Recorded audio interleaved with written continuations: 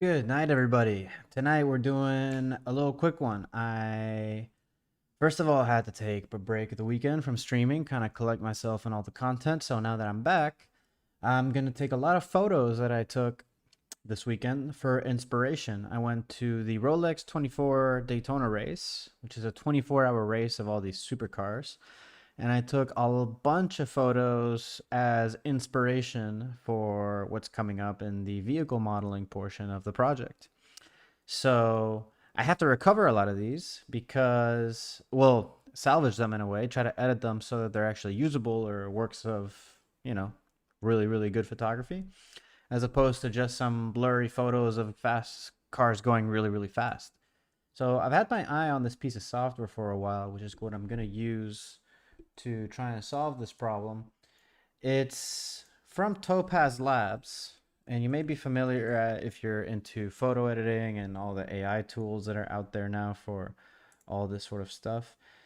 But just to give you a quick preview of what we're going to be looking into, uh, I'll switch over to my main screen. Uh-oh. Main screen not working. That's strange. That should be working.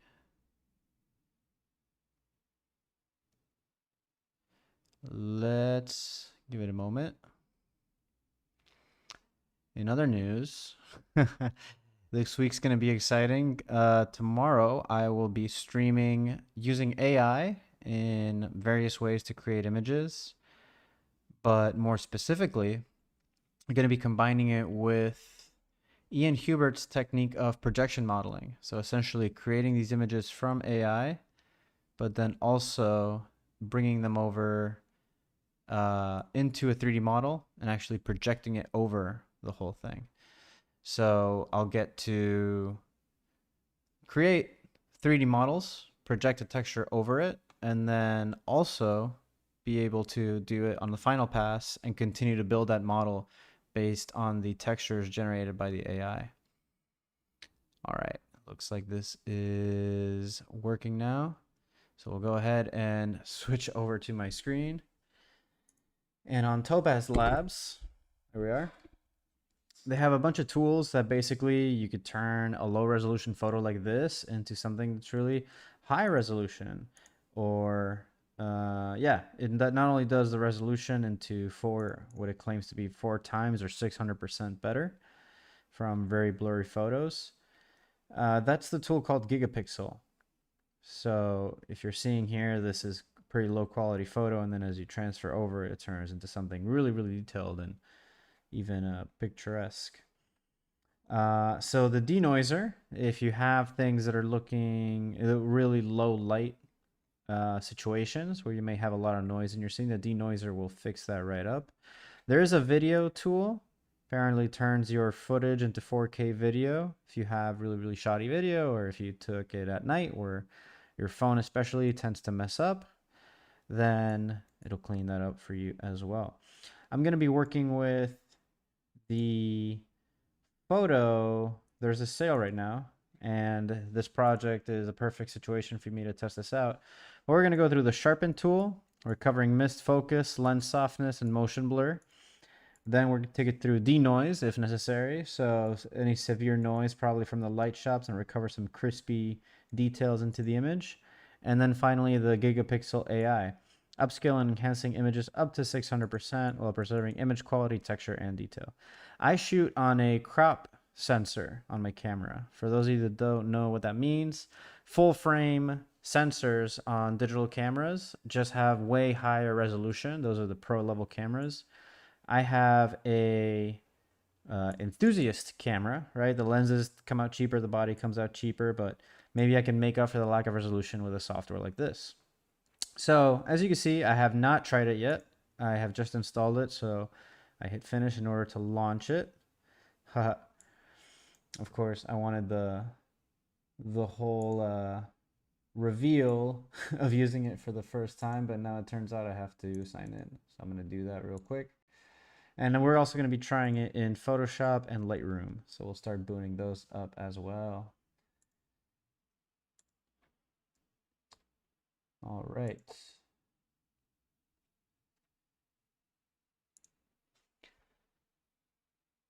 The subject for the cars, actually, if I pull up this gallery, as I explain a little bit what the photos are going to be about, what this whole situation is.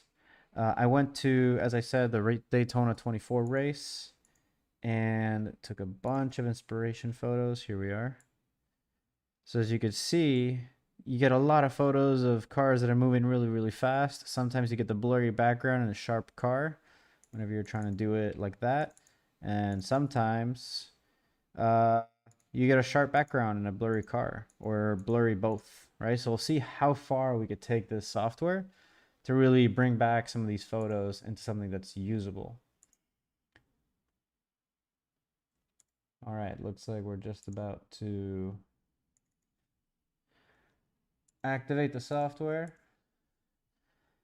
And for the installation for Lightroom, you would go to Preferences in order to install the plugin. Oh, that's right. It's Lightroom Classic, not Lightroom Standard. It works with an Express version, but if you want the full version of the plugin, you got to use Adobe Lightroom Classic. For Photoshop, because people sometimes will get a lot of issues with add-ons, you go to General or Edit Preferences, and then we'll go to Plugins. From Plugins, we can install an extension. Da, da, da.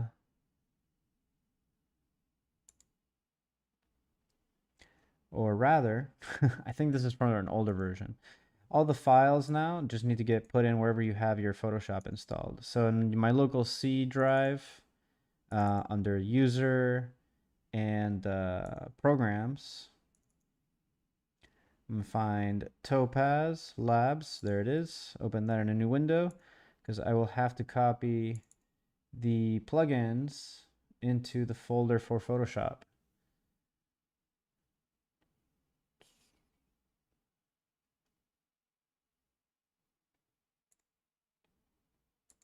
All right. Looks like we are now logged into the application.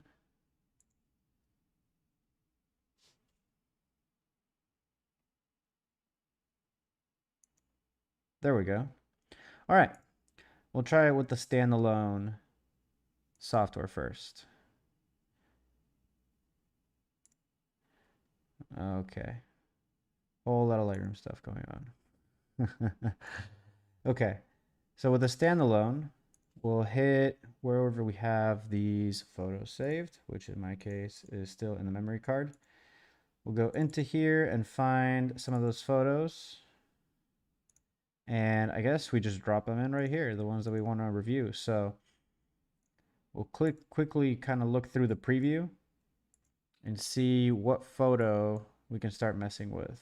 That's really, really bad, but could potentially have, you know, some promise. This one is actually pretty good. I think I have to go more to the earlier ones because this is where there was a bit more light in the day. There we go. So some of these nighttime shots.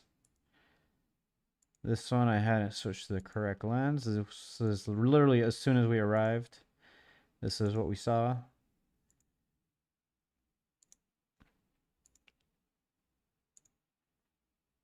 There we go.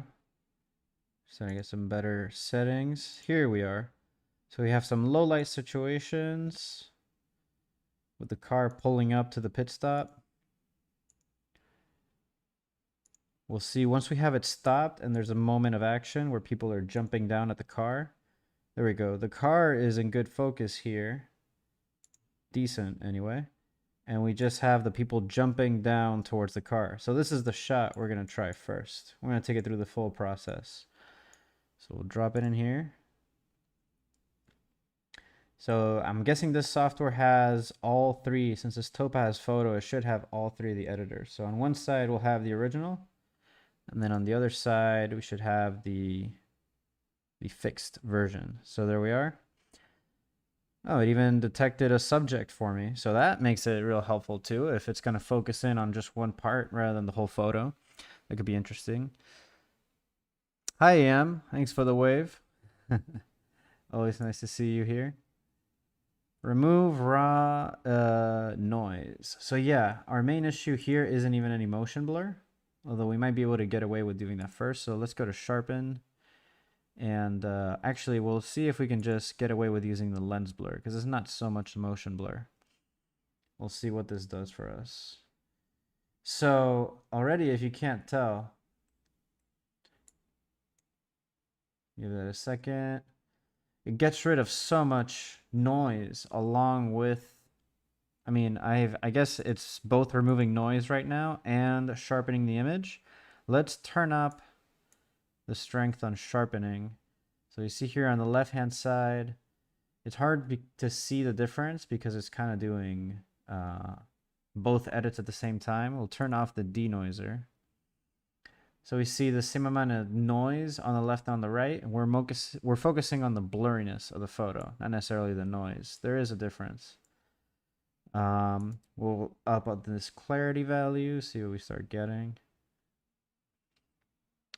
Oh, it's also set to subject only. So all these edits are even just happening for the sharpening only to the car. Which, yeah, definitely, but we're starting to get some artifacting right here. So let's bring down some of that strength. Artifacts being, you know, things that kind of get generated there visually, but that aren't actually there. What's interesting is that from far away, and this is something I had seen from previous people testing out these kind of softwares, from far away it seems like it looks much better.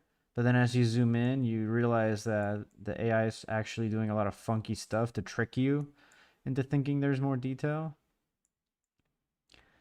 Let's see. Recover faces. That's also, I mean, there's no faces, so we can turn that off.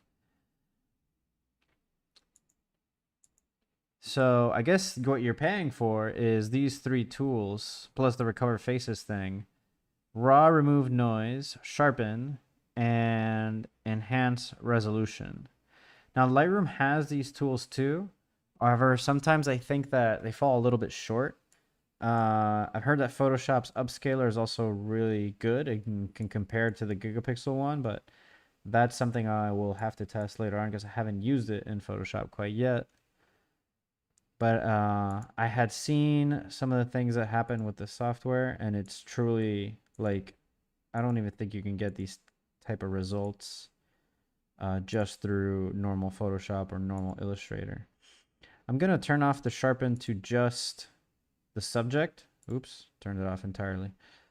So that it applies to the people as well. We can see the difference here from left to right. So it works on the people a lot better than with the car. I don't know if a lot better, actually. Again, it's like doing this visual trickery to make you think that the image is, you know, more detailed than it actually is.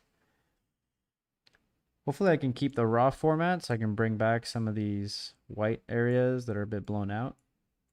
So I'm actually going to now just use standard for the sharpener and bring it onto the subject only and pump up the strength and clarity a little bit. All right. I don't think I'm going to be able to recover this one unless the remove noise also does something here. So now that one's on, we increase the strength for that. Just starts really polishing up the photo. I think I got to take it back to lens blur. Yeah, lens blur is working better to sharpen the whole image here. So I guess, I mean, there's not too much to test, which is the good thing. It's like you just try one of these three different modes and then you use two sliders and you get something that looks pretty good. And what would be interesting is to see if the Lightroom filters would actually help, you know, take this image all the way now that it's been put through this pass.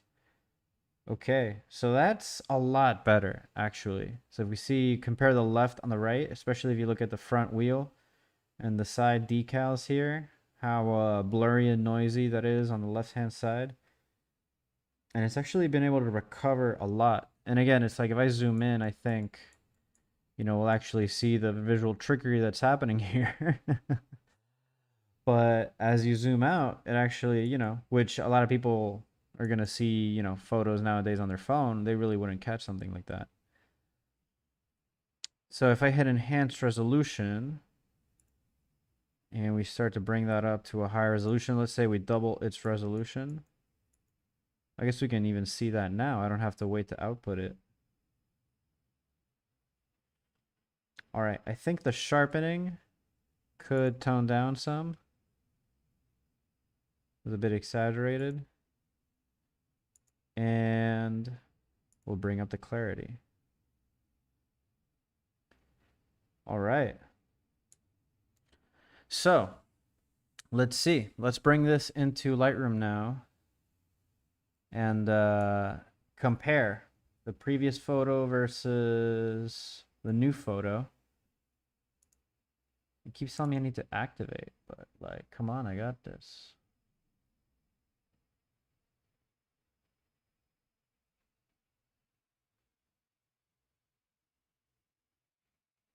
All right, well, if I had free demo for now, I don't get to save it.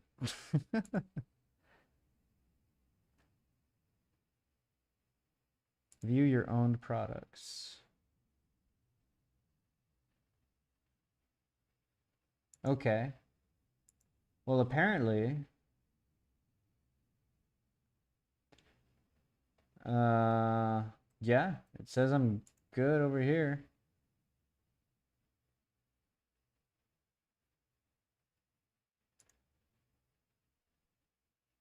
Oh, I see.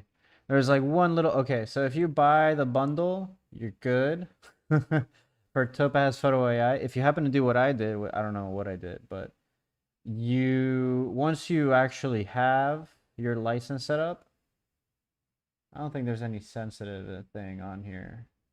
I could probably just show you this. Once you get your licenses, a little trick, there's a little button that comes up at the bottom that says activate your license for Topaz AI because you own these, right? So since you have the 3 tools, you can then go ahead and activate that other software. And I'm guessing that's why it keeps telling me that I just don't have a license, even though I bought these tools. There we go. Okay, well that's a done little step and that you have to do in between. Now we're good. Save image. I want to keep it, yeah, in the, not the original folder. We will take this into our live streams folder.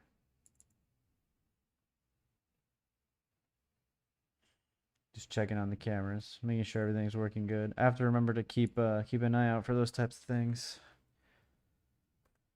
Already happening once was a total loss. Let's see, Topaz Labs. Okay. We'll set that location. Apply filters to file name, sure.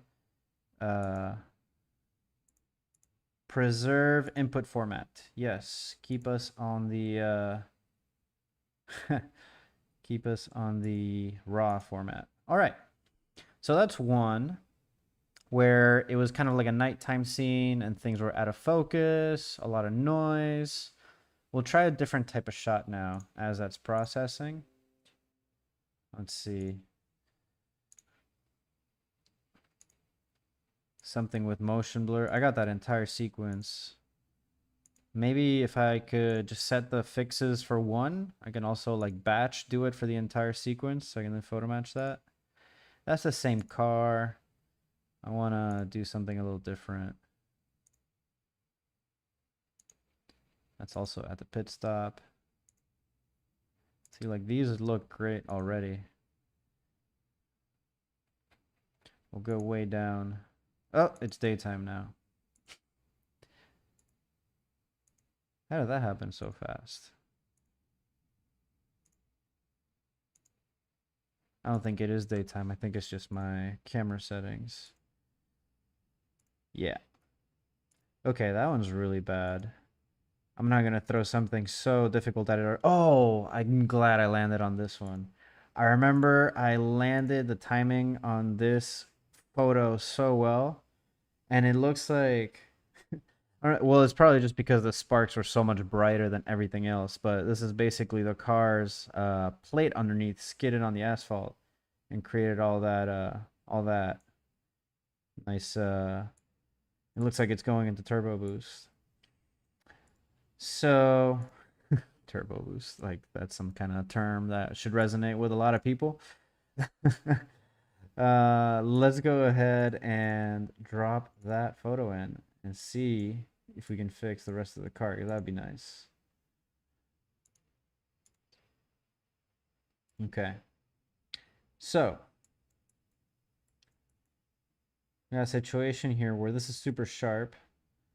Let's see if our we did detect a subject, so it did properly detect the car. I'm gonna hit refine. It says portrait or landscape. I guess portrait, since there is a subject. That didn't do so good. Can I paint? I can paint. Oh, it's not just like painting. It's kind of also, it's like the magic wand tool, like sticking to the geometry a little bit, although not great. We'll add some feathering, or just default refinement. AI brush, medium, large. I can put it to subtract now and make it small. Oh, come on. There we go. And see if I can remove a little bit that I just added in. All right, well, this brush, maybe I don't know quite how to use it too well, or it's not the right photo for this kind of brush, but on a first pass, not great with the selection brush. So we just want to fix the motion blur on the car. I want to keep the rest of the scene in motion and blurry because it'll really make the car pop. So let's see what we can do. We'll turn on the raw remove noise. Oh, it's going through the detection. This takes quite a bit. I mean, it seems like everything just kind of falls in. I guess it depends a lot on your photo, whether it sort of just automates through this whole process, or whether it takes a little bit longer. I mean, granted, I did just refine the subject detected, so maybe that's also what is slowing it down right now at the moment. In the meantime, we can take a look at a third photo to do. Something that's a little bit different. So we got a car in motion. We got a car that's still. What about the wrong thing in focus? So instead of having the car in focus, what if I got the background in focus? One of these could be cool for that.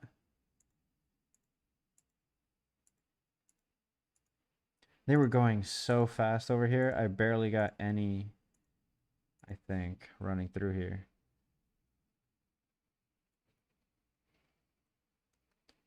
And it's like you have less than a split second to catch them. So it's like you're either, if you're too early, you screwed up. If you're too late, you screwed up.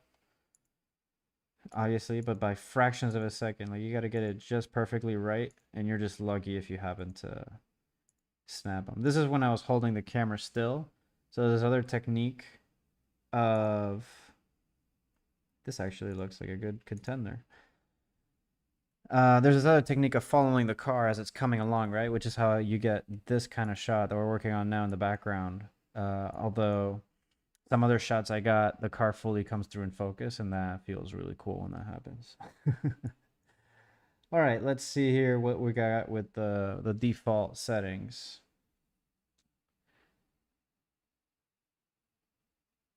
And it's a Porsche prototype. Oosh. Okay. Well, not legible, the Porsche at least. Raw remove noise. It's set to strong. We'll put up the strength even a little bit more.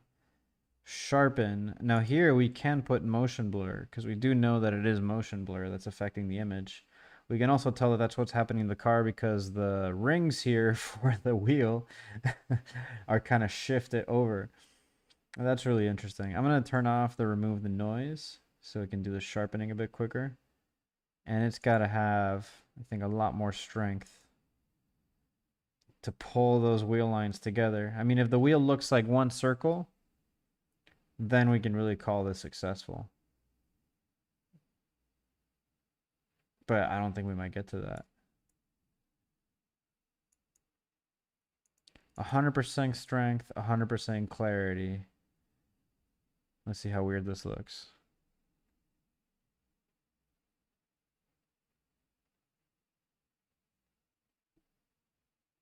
Yeah, it just doesn't, it's not really doing it. What if I turn off subject only?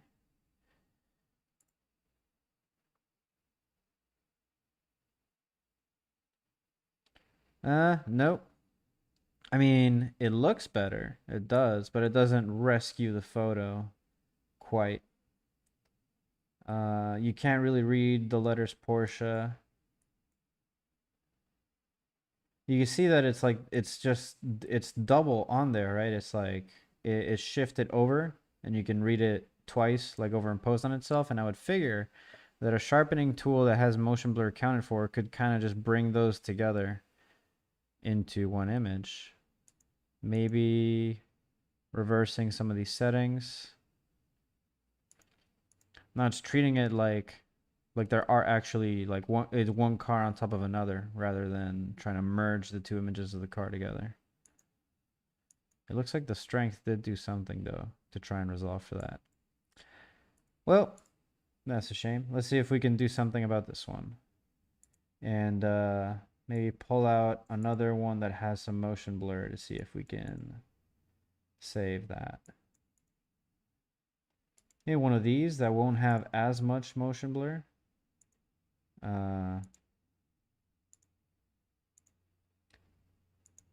Actually, I don't think any of these are going to end up having motion blur. The shutter speed was really fast for these as well.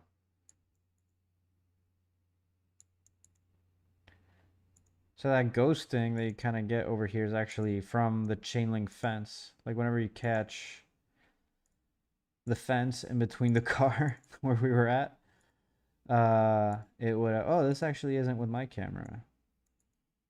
This is a camera my buddy lent me, which it's a beast of a camera. So I doubt I'm going to find anything here. Ooh. Okay. This could be nice. This one has some motion blur. Let's line that one up as last one. All right. Let's go through these quickly. So we got this one, I guess calling it running on autopilot.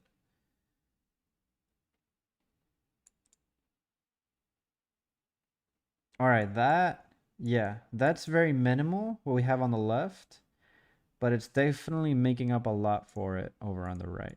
So I increase the sharpening and the clarity. Yeah, that's bringing out a lot of detail. Even if it's not perfect, like the word motorsports is really blurry over here, but I can start to make out most of the letters over here. So again, it's like when you look at this from further away, or if you were on your phone, you wouldn't even notice the difference. Removing noise, sharpening. Gotta give it a moment. It does take a little bit. Oh yeah, you'd notice the difference. From the left to the right there. Oh, my chat bubble hid.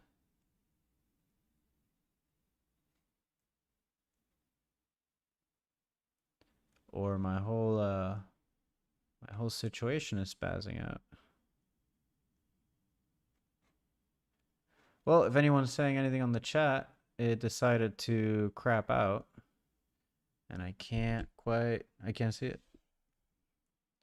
Yep, my chat application just quit on me. So I can't see if anybody's watching or if anybody's commenting me. Sorry for the rest of the stream. But we'll wrap it up. This one is looking real good. I think I might just add a resolution enhancer. Same thing, just double up the resolution. The noise is adequately removed and the image is a lot sharper, looking a lot better. Just quickly to come back to this one I had set on basically completely, like maximum motion blur, clarity, strength, and then we'll add the noise, I suppose, as well. and increase the resolution. We'll put it to set to improve graphics. Oh, I see. I don't want to set it. I don't want to set it to low resolution because it's not a low resolution image. I guess I just want to keep it natural, but increase, yeah, increase the detail. All right, let's take a look at this last one that would replace the the one with the sparks, as the one with the sparks I think might be beyond saving. So this one's got some motion blur, but being that you have white text on black and it's a bit more well lit in this one, we'll see how well it can do. So again, it's going through that whole process on its own, using autopilot, and there goes the sharpening. Okay, yeah, super weird. We'll go to sharpen. It did detect that it's motion blur. Let's see if I increase the clarity a whole lot. Eesh. Nope, it looks painted on.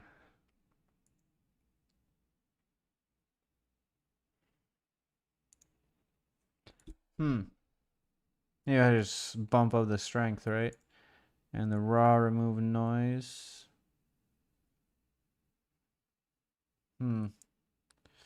Yeah, I'm not happy with this motion blur fix.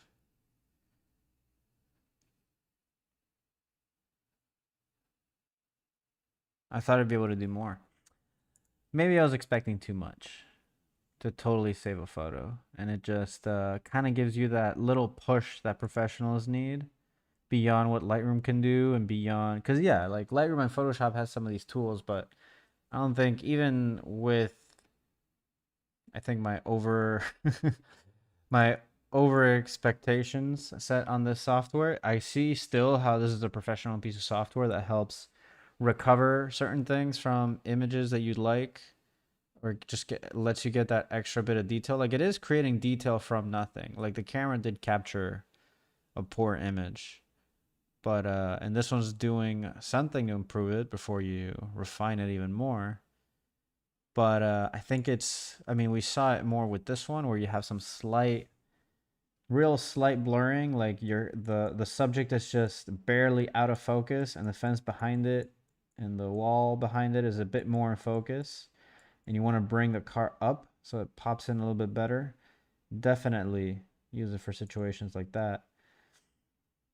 But when you get that great moment and it's unsalvageable, that's kind of well, who knows, maybe the upscaler helps a lot there to insert some detail.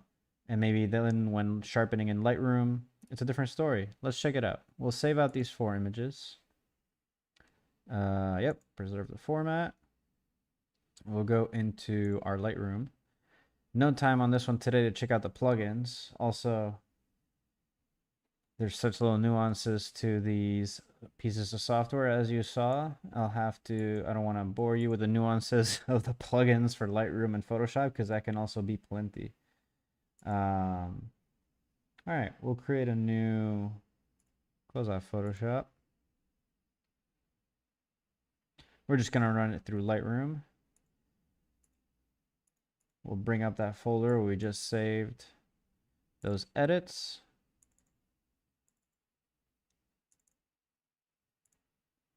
And of course, these inspo photos are meant to inspire the vehicle that I was 3D modeling. If we bring that back, oh, this is loading a little bit. You can see what I mean. I mean, it's not just inspiration for the car designs; it's themselves, right? The whole culture behind the people that were there, the whole vibe, the stadium. Yeah, I guess you call it a stadium, the racetrack. Yeah, I was kind of just absorbing that environment to use, to kind of gain some perspective on how to place these characters in this world. Like this is what they do for work. This is what they do. This is their community. This is what they live in, and to create some sort of parallel between the real life racing community and this sort of new age digital racing community. Let's see, AI tests. Still waiting on processing all these. Didn't take too long for 4 photos, just a few minutes. Yes, I use Lightroom normal.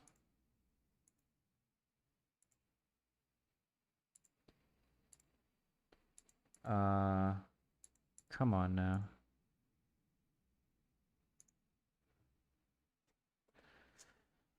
Well, I guess I should have used classic. Everything's crapping on me today. No one wants to let me use my software licenses. What's up, Creative Cloud? Cannot reach the Adobe server. Well, I guess we are using classic. So let's just bring in those photos. Here they are. Ended up doing DNGs, which I guess is fine. We'll bring those in. I forget, for classic, you gotta do the typical import. You can't just drag them in. And then find what folder they're in. I can't hit browse.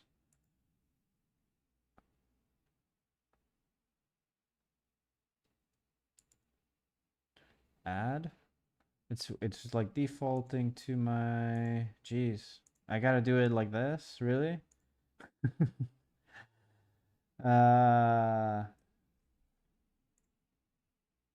Content, lives. There we go.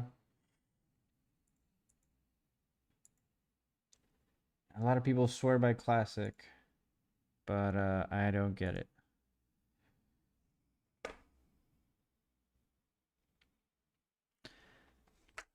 By the way, I can't read my chat.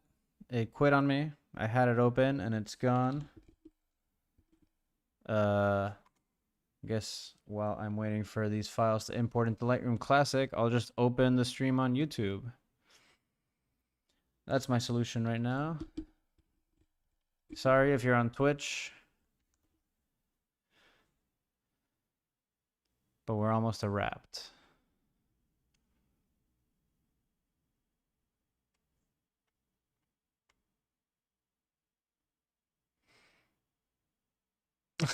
Hey, Max. I see. Remember when Adobe wasn't trash? So true. Yeah, I don't know what happened, man. There we go. Recent edits. When they came out with the whole CC thing, the Creative Cloud, it really, really started to fall apart for me. I was using CS6 for the longest. But then, yeah, I mean, at one point for me, they did kind of get it together with the Creative Cloud, or it makes sense. What they got that once they got that stock feature going on, and they had their the Creative Cloud libraries now. We can create assets, you can save them, you can drag them everywhere, you can drop them from one software to the other. That really made it different for me. But every once in a while, I just run into these little stupid things, like even opening Acrobat and it being like, you don't have the proper license for this. And it's like, I just had Photoshop open. I just had all these things open, and this one app just tells you, nope, the most basic one out of the whole suite, you're not allowed to use. Not right now. But I love Adobe. I mean, they have the dumbest things that they just don't address. But they really do. They really have made a whole suite of software that is just mind blowing. How do I find my photos that I just put in here now? Share, filter, edited, yes, type. Well, maybe if I go from your location, syncing. Okay. There we go. Oh, I made a mistake. I gotta favorite all these. There we go. So I can now filter by favorites. All right. Cool. So these look like they're identical. They're both fixes. Let's start editing these. These are the one. These photos are the ones that the AI took a pass on. So we'll see how far we can bring these photos from the original state.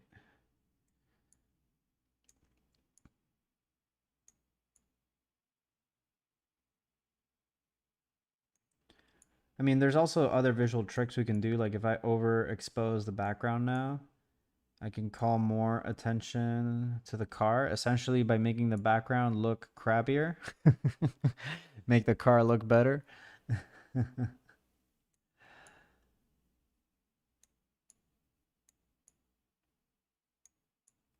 I will say that I mean, there's some things that out of the iPad Lightroom version is I like it better than this because I like doing this with my finger with the Apple Pencil more than I like doing it with my mouse. But there's one feature they just haven't added to Lightroom Classic or Lightroom iPad, which really just breaks the whole thing, which is that you can't rotate on batch, meaning that if you have a bunch of photos that aren't straight and you want to rotate them all, you want to just select all the ones that are supposed to rotate once to the left and like copy that edit through all the ones that just need one rotation. You can't do that on the iPad. You can do that with every other setting that you can do for the photo. You can edit a photo as much as you want and transfer all of those edits onto a different photo, even the ones where it detects the subject in the background, but not the rotation. Okay. So that's not bad. I mean, granted, like you can't read anything. This looks like a jumbled mess. You can definitely see that an AI kind of like did its real weird hocus pocus to it. So it's not fully there. So again, it's like you can't really I don't know, maybe I'm not using this correctly. These are like just my first impressions also on just tweaking the software a little bit here and there. And what am I doing with the geometry? I want to do effects. Here they are. So I think for some photos like this one that had real minimal issue is really the type of photo that that software is made from, where you can kind of salvage those ones that are just barely not usable. So that at least for this one, like now the car looks like it's in the same focus as the background, whereas before the car was blurry in comparison to the background. So those types of situations where you can just bring it from the brink of extinction and save that moment. But unfortunately, if you really have a messed up photo, it won't fully bring that back to life. It's just gonna adequately help you rescue that little misfire that you had with your shot. For the video tool that they have, it might be an entirely different story because every frame has the frame before and after it to use as reference as well. And I mean, I don't know. I imagine they built it somehow like some way like that. So this looks really nice. Again, if you zoom in, you see the wonkiness that the AI is doing to inject detail into a blurry object or a blurry photo. But from far away, that looks dang good. Um, I could even take a mask onto this. There we go. Invert it. Where are we going? Invert. There you go. And take out some texture, take out some clarity.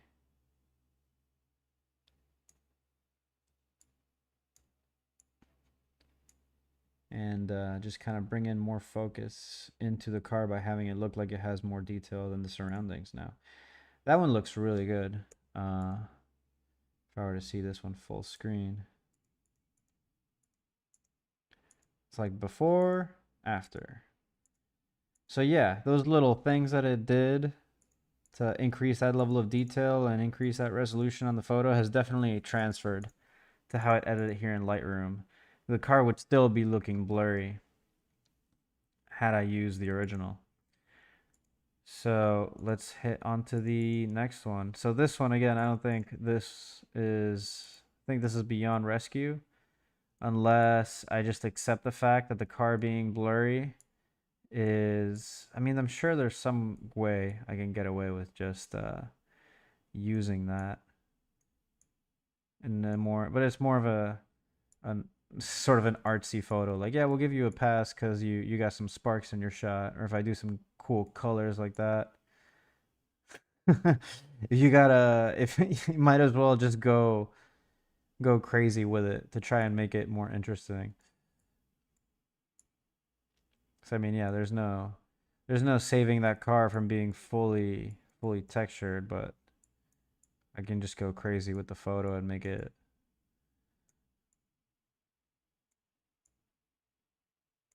look artsy as a way to save it. And we'll do our mask like we did for the other one. No, not the brush. Whatever, the brush. Probably making a lot of photographers cringe right now. Invert brush. Oops.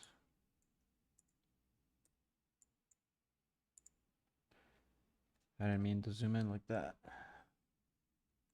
Oh, Lord. What did I just do? I didn't know I had a profile on Lightroom. Apparently, Control 0 takes you there, whereas Control 0 in every other Adobe software makes your image full screen or take up the whole screen. All right. I'm done with this one. Can't save it. Can't save them all. Whoops.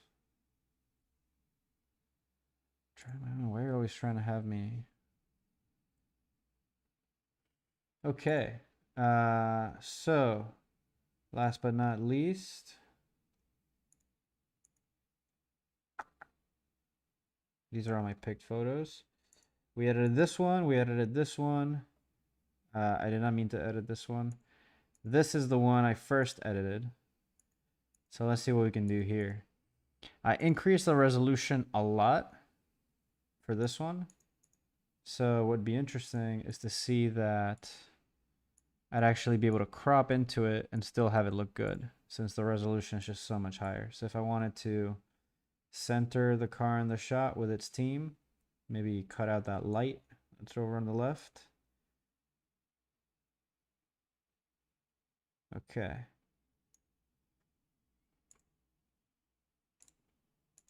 Why does it zoom in so much? I gotta take a refresher on. I've been using it on the iPad for so long, the desktop one has me very confused.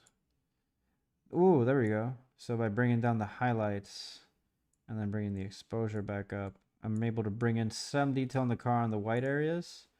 I think just some of those are kind of lost to the paint being fully white and there being a spotlight right on the car. I'm going to increase the contrast. Try and bring in more detail into those white areas. Make the image cooler. Yeah, I mean, that looks really good considering, I mean, I'm zoomed in way too much, but considering we can see the AI hieroglyphs trying to interpret human text. Then we zoom in, we see that, we're not actually looking at the correct text, but from far away, it looks way better than what we had before, where it was just a blurry mess. And I'm sure that even just looking through the stream, you don't notice anything particularly wrong with the photo on a first look.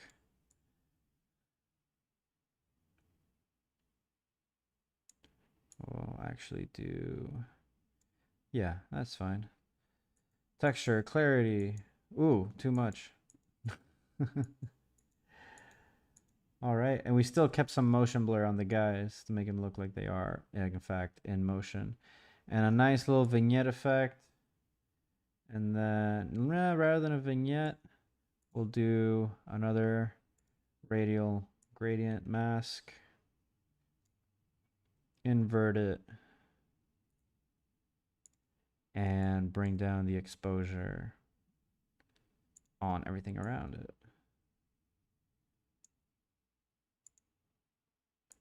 Make the inner circle bigger, the outer circle tighter, so we get rid of some of those, some of the team on the side. Maybe center more on the car.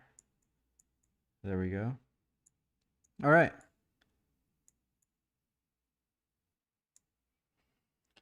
Yeah, I mean, this photo would have been unusable before, and it turned into something pretty dang usable here. So, what are my thoughts on Topaz? I was expecting magic. I was expecting it to know that this says Konica Minolta and then to just rewrite it on the side of the car, which wasn't going to happen. Um, but you know, I mean, it does look a lot better, even though it is still, you still have the motion blur. It is a lot sharper. And for far away and for editing the photo, and even like, even if it's not like I did with this one, even if it's not a full on, uh, you know, restored, this image is, you know, this photo's like sharp, it's clean. You can do some like strange color thing to it. You can bring out these weird effects. Even possibly if I hit, man, there used to be a button that was just edit in Photoshop. There it is, edit in Photoshop. If I brought it into Photoshop and then do some weird filters to it, it can become more like an illustration type thing, or even like an inspiration for a moment in the comic book, right? And kind of using that could be cool actually, to have the background like really blurry, like it's going fast, and like it's, I mean, like the subject is moving fast, and also get some motion blur on the object. And then if there's like some explosion behind the vehicle, or there's some like moment like that that's super dramatic, and there's sparks or there's fire or something, have that in full detail resolution, so it looks like the impact or the force of that explosion, or whatever that, you know, thermal reaction is transferring to the shape, to the body of the car, and causing that blur to happen. So there's artistic ways to go around it, and it can serve as inspiration for that. But again, with the software, it doesn't totally like, yeah, save the photo completely, but you at least get to do some cool restorations and bring back those photos that otherwise would have been great if you just had it just a little bit more in focus. You can get away with using it in things like social media, or, you know, maybe not a very big poster, but I wanted to use the filter gallery on this just to wrap and see what it might look like. Why can't I use the filter gallery?